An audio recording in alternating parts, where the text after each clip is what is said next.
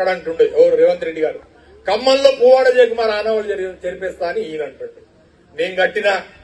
నేను కట్టిన చెక్ డ్యామో, నేను కట్టిన లేకపోతే కొత్త కలెక్టరేటో, నేను కట్టిన మరి మున్సిపల్ కార్పొరేషన్ భవనమో, నేను కట్టించిన అబ్బో ఇక్కడ కేజీ చీరలు కొంటే అర కేజీ చీరలు ఫ్రీ అంట. మంగళ్య షాపింగ్ మాల్, కేజీల్లో సేల్, టన్నుల్లో ఆనందం. మరి కొత్త బస్ స్టాండ్, నేను కట్టించిన మున్సిపల్ కార్పొరేషన్ కార్యాలయము, నేను కట్టించిన మరి పోలీస్ కమిషనర్ కార్యాలయము, లేకపోతే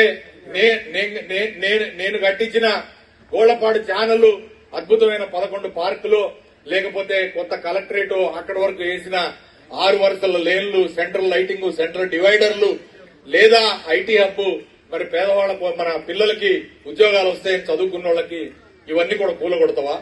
మొన్న పోయి పువ్వాడ జయకుమార్ జెండా ఎగరేసిండని మరుసటి రోజు ఒక్కరోజు నేను హైదరాబాద్ పోగానే పోలీసు వాళ్ళని 50 మందిని పంపించి 100 మందిని పంపించి బీఆర్ఎస్ దిమ్మ కూలగొట్టిండు జెండా ఎగరేసుకుంటే. ఎక్కడ అదేమో రోడ్డు మీద లేదు, సైడ్ కు వైఎస్ఆర్ కాలనీలో పక్కకు ఉంటే. నా జెండా దిమ్మ కూలగొట్టు, నేను చేసిన అభివృద్ధులు కూలగొట్టు, దానికోసం వేసిన శిలాఫలకాలన్నింటినీ పగలగొట్టారు. కానీ నేను ఒక్కటి అడుగుతా ఉన్నా, ప్రజల గుండెల్లో నేను చేసిన అభివృద్ధిని మాత్రం నువ్వు పగలగొట్టగలవా అని నేను అడుగుతా ఉన్నా. ప్రజల గుండెల్లో, వాళ్ళ మస్తిష్కంలో నేను చేసిన అభివృద్ధి ఏంటనేది అది చిరస్థాయిగా మిగిలిపోయింది. దాన్ని ఎట్లా పగలగొడతావు నేను అడుగుతా ఉన్నా.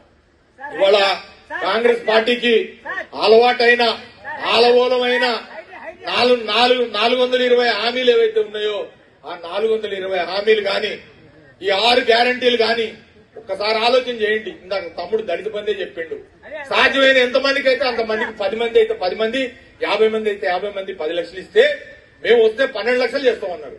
చేశారా?